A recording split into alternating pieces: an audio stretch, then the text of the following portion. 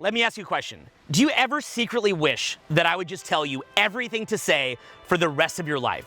And I could be whispering into your ear, say this, now say this, now do this, so that you would never have to think about it and you would never have to change. Maybe you wish that you could find a website on the internet that would just give you things to say and you could just read it off of your phone and you would never have to transform. Well, in this video, I'm not gonna give that to you, but what I am gonna give you is the specific understanding that I have and really the story that I went through that allowed me to transform out of that so that I could always have something to say and never rely on any kind of crutch.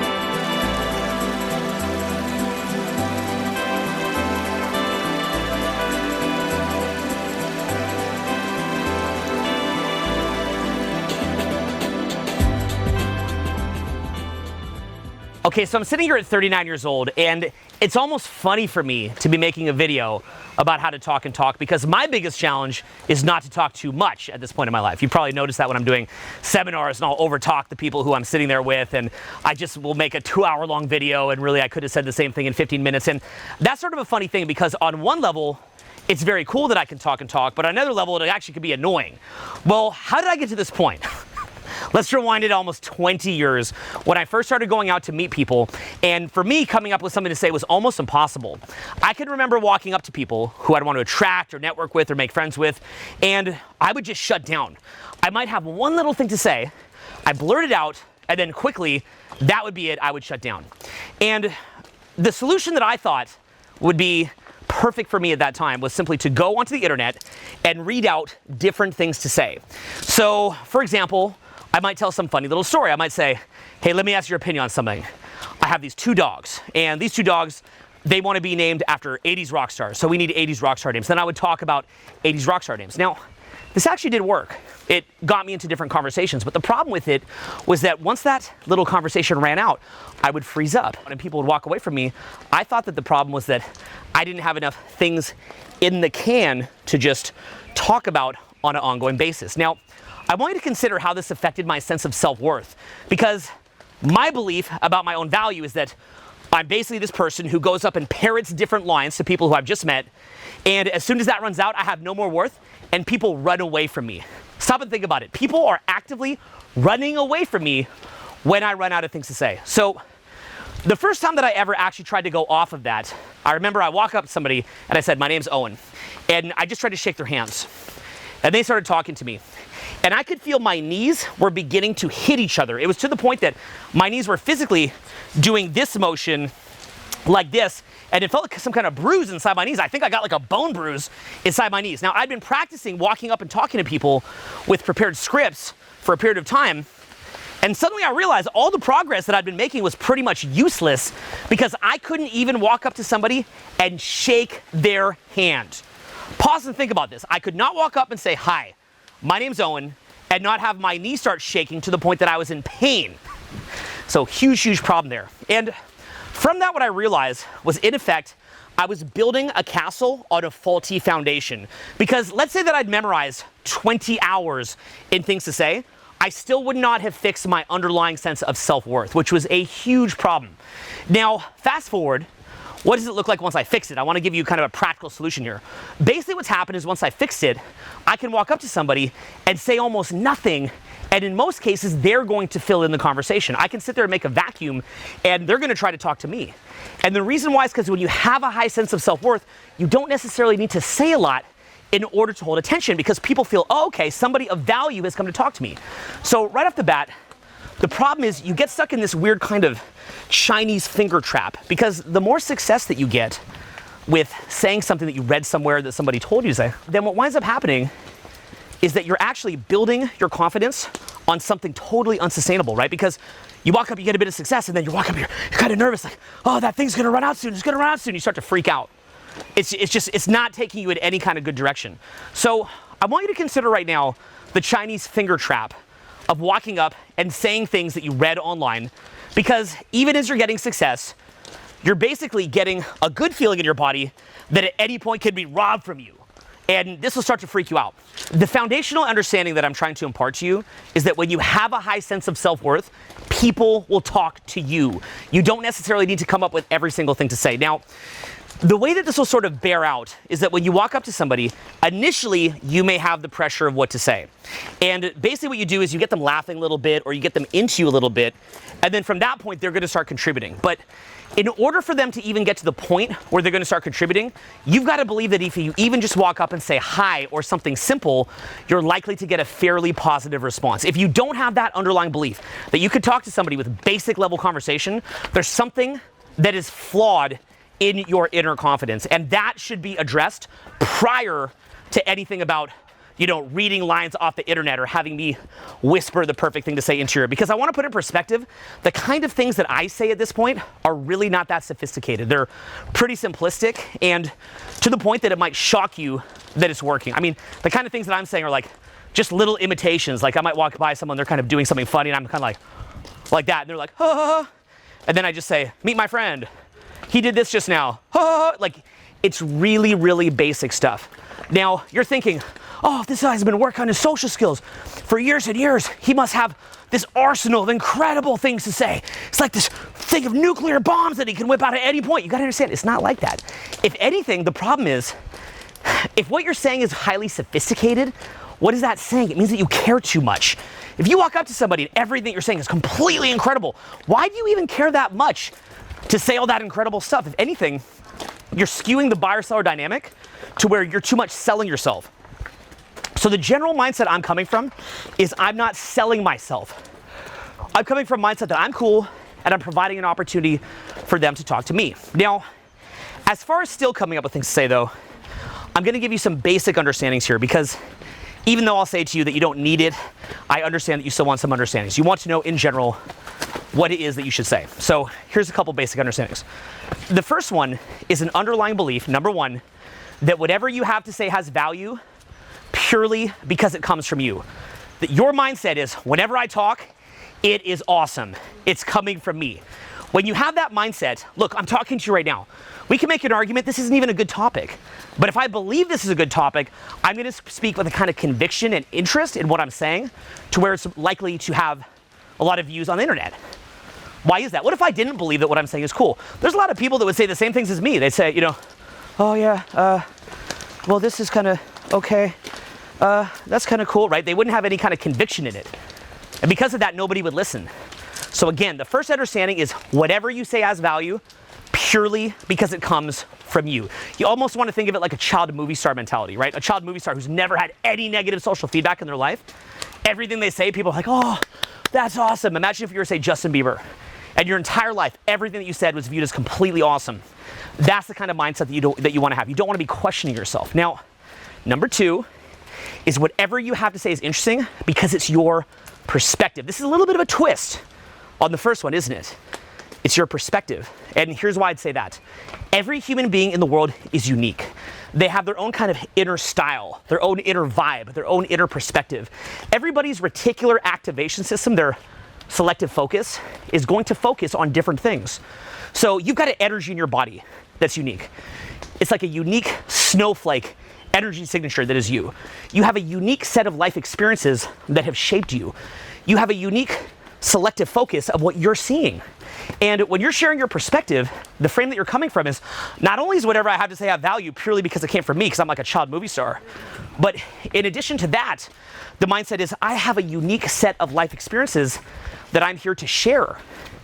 And knowing that, very, very powerful. Now, the next one, number three, is lower the bar of how good it has to be. And here's what I mean by that. Isn't that?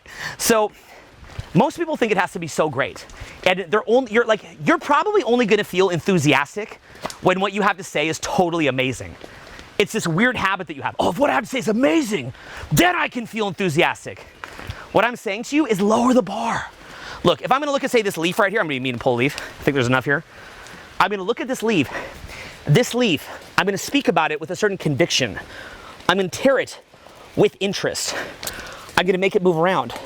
I wanna be able to hold your attention looking at some silly little leaf as if it's the most amazing thing in the world, rather than relying on like, I need a UFO to come in here. Say, look, it's a UFO. In order to get your attention, I wanna have a mindset that anything is gonna get your attention. So what I've basically done is I've lowered down my standards. Now, let's look at how this comes together. First of all, anything you have to say has value, because it comes from who? You. Second of all, everything you say is your life's perspective. That's valuable. That's you. You're offering value. And lastly, you've lowered your standards. You don't have to say the perfect thing. It's okay. It's the interest that you put behind it. Now, look, let me show you a simple exercise. First exercise on this is, why don't you try describing something very boring, but with great tonality. So for example, I could say, this leaf right here, it's green, it's cut in half, it has a little yellow streak right there. I wonder what that yellow streak might represent. I wonder what would happen if I pulled it this way. This leaf could be on an adventure. I could throw it like that, and it floats down. See, I'm taking something boring, and I'm making it interesting. Very, very powerful exercise. Another exercise that you could do is just try shutting your brain down and see what kind of comes up for you. Shut the brain down. Don't try to come up with the perfect thing. Just let yourself be kind of chill and let it arise. I call that the magic 8-ball exercise. Basically, it's like if you shake an 8-ball and you just kind of let something float up, well, whatever could, like anything could come up, right? So if I freeze my brain right now, airplane, cat, pizza, tree, color, emphasis, right? I just let it come up. Try doing an exercise like that where you just let it come up for a minute. What's gonna happen there? You're gonna learn to like just let things come up. Don't get in your own way. Now, what does that exercise represent? The first exercise, what it represents is that it's not about the perfect content, it's about the cadence, right? That's what the first exercise shows you. It really reveals a very powerful truth, because most people think it's the content of what you're saying that holds attention. But in fact, it's the cadence and emphasis that is holding the attention. And it doesn't have to be the way I'm talking now in public speaking. It could be any cadence, any emphasis. Your unique energy signature, just totally unfiltered, and people really appreciate that authenticity. But then going from there, the second exercise, what we're really tapping into, is something that we call a release muscle. What is your release muscle?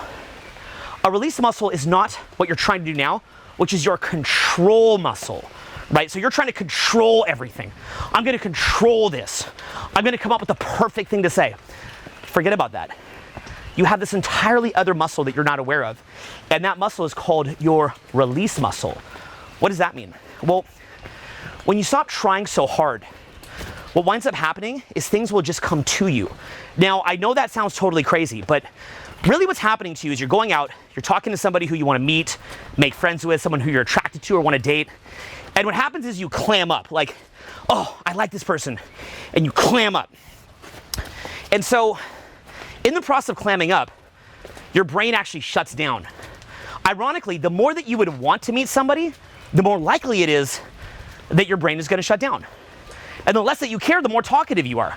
So what's the lesson there? Why is it that when it's that person you'd really like to meet that you shut down, and meanwhile the person you don't care about meeting, you're super talkative, right? What if you're just talking to your niece who thinks you're super cool? You wouldn't say, Owen, tell me how to entertain my niece, right? I don't get questions about that, right? People don't say to me, how do I entertain my cute little cousin? I don't get asked that because people don't shut down in that process.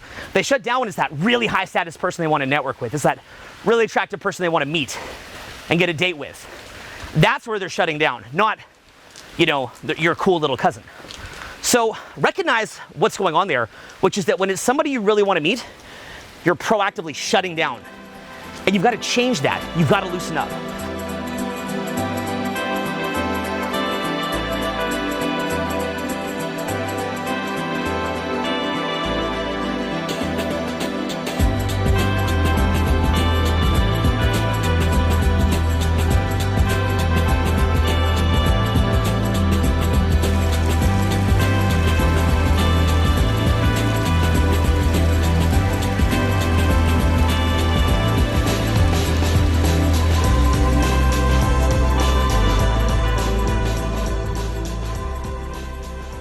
So what I want to do next is talk to you about my journey in waking up to the point where I would never, ever run out of things to say. And this is a really, really cool story. It's one of my favorite stories of all time. So my first year or two in going out and talking to people, I always thought that I should troll the internet for some kind of line, something to say from the internet.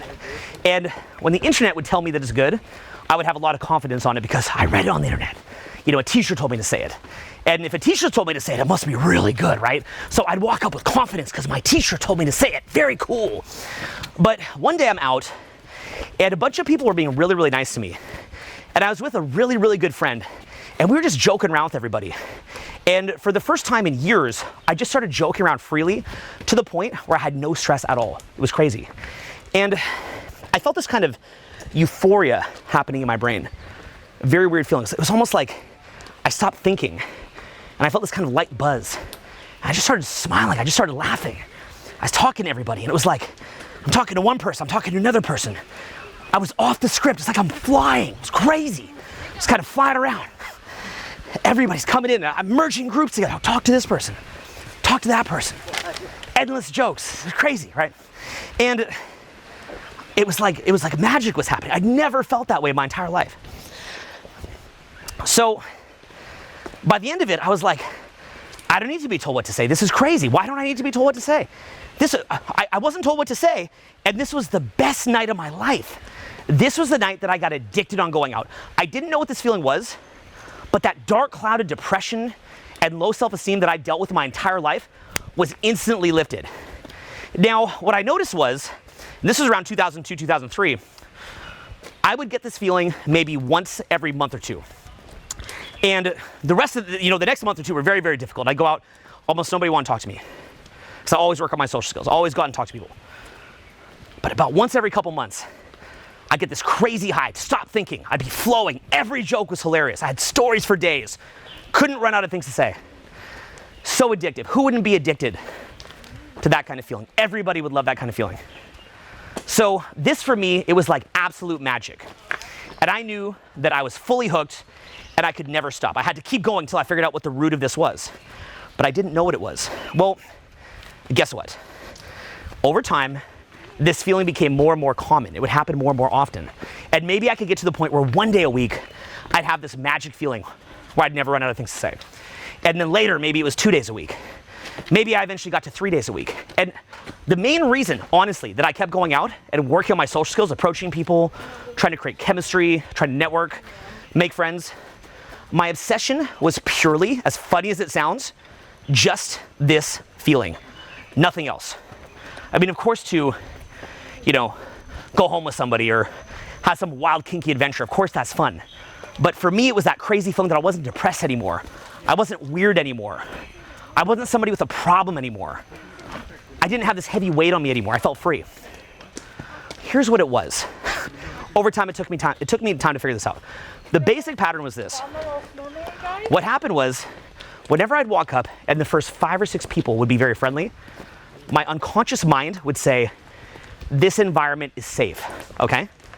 Now, how does that happen? Essentially, the real reason why this was happening, it took me forever to figure it out, was that if I would go out and the first 4 or 5 people would be nice to me, my brain would say, Owen, this environment is safe. And this will sound a little bit crazy, but in effect, we are tribal creatures, okay? And if we go into a tribe where we don't know everybody, our brain has a fear that if we're too charismatic, we may mate with people that are partnered up with other people that have higher status than us, right? So let's say you walk into some foreign tribe. You don't know who's in there. You're very charismatic. You're very funny. You're very social. You're very talkative. And then you mate with somebody that some other high status person would be angry if you were to mate with them. They could come and they could kill you. So as a way of protecting you, you get shut down, okay? You're literally being shut down because you have a fear of being killed. You'd think that you're intimidated by that person you're attracted to. That is true to a small extent, but mostly what it is that you're intimidated by the prospect of getting killed. And because we're tribal and we don't know where we stand in the tribe, we're not getting signs that we're high status, what winds up happening is our brain shuts down. It puts us in this low-level depressed state. It will even give a drip of cortisol. If you study the work of Robert Sapolsky with baboons in Africa, he studied this, go look it up. The low-status baboons will get cortisol. They'll get shut down, they're less creative. And so what's happening is you're being less creative. So really, the secret of what was happening to me, I didn't care about just going and messing around with different people. I didn't care about that. It was fun. I didn't care. What I cared about was that my depression would go away. My light level autism would go away. I'm sitting there with light level autism and suddenly it's vanishing. I'm going from being somebody who's lightly autistic to somebody who's the most social person in the venue. What's going on?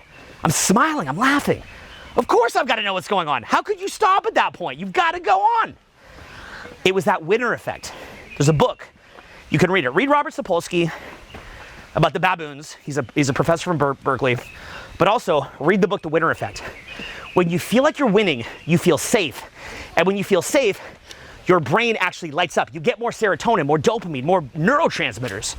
So what I was getting was a rush of brain neurotransmitters that I'd never ever experienced. So I had to keep going.